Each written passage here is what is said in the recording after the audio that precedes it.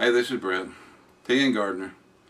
We thought we'd do a different video today, do one about our solar power. There's a maintenance you need to do to your solar power to keep it working good. I like to do it about monthly, really. But we've let ours slip for the last couple of months. That's the reason we're making this video. I'm hoping to help remind other people about it.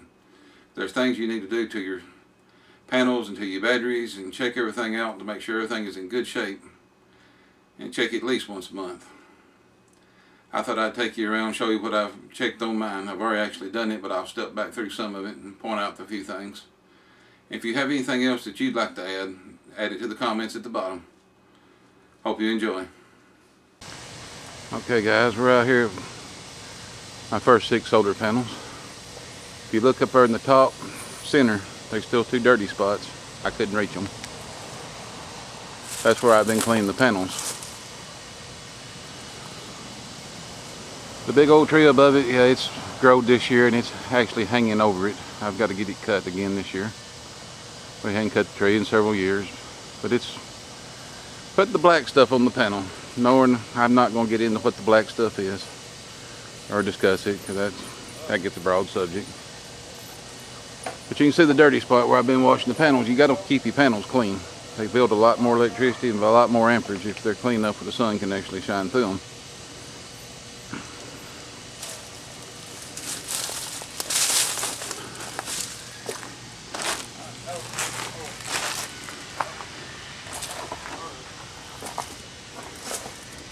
Now I've got a wiring nightmare here, but you need to check your wiring connections too.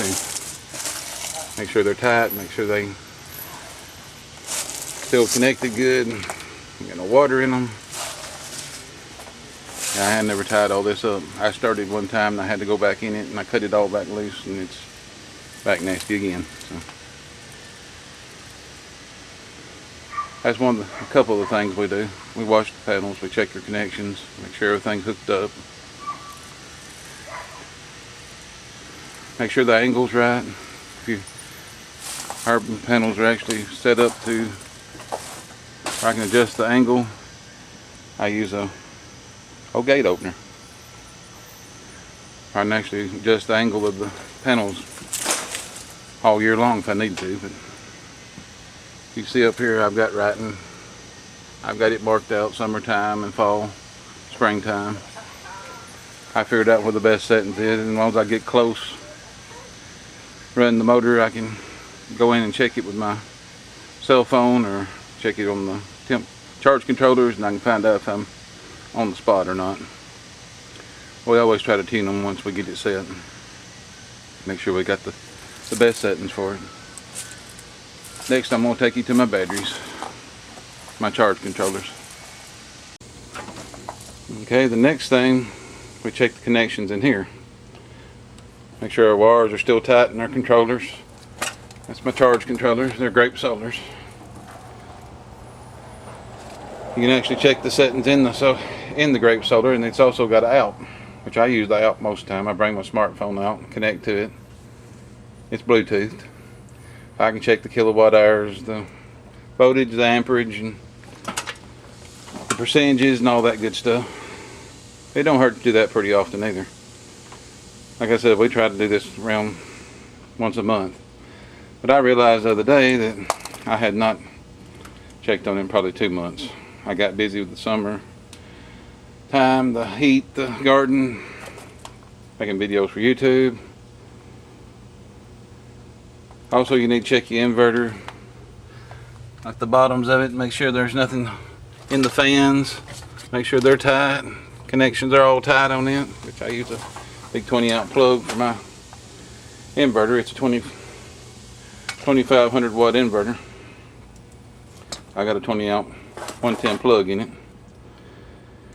Then comes the batteries, which I've done this already, so it's hard to do this again, but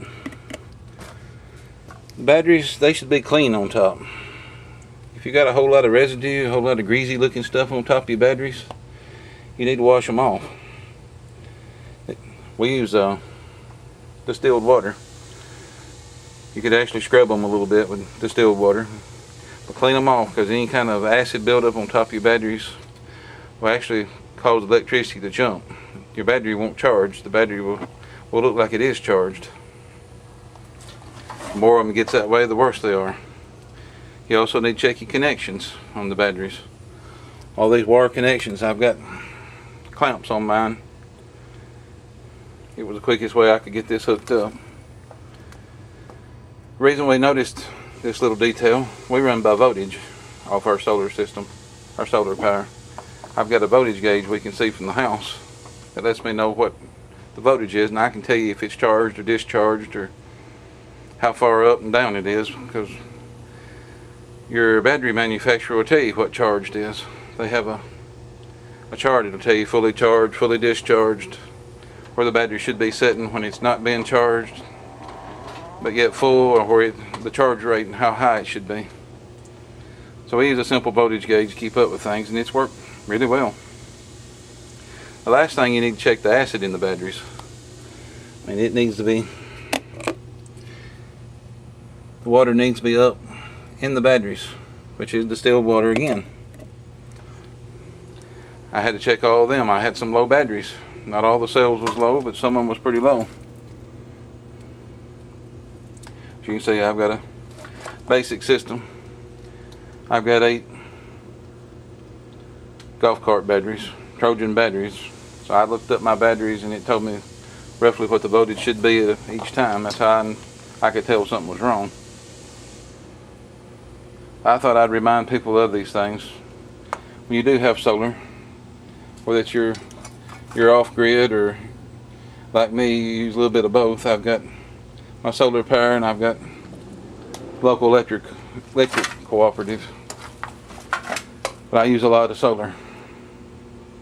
It's good to do maintenance and check on your solar power.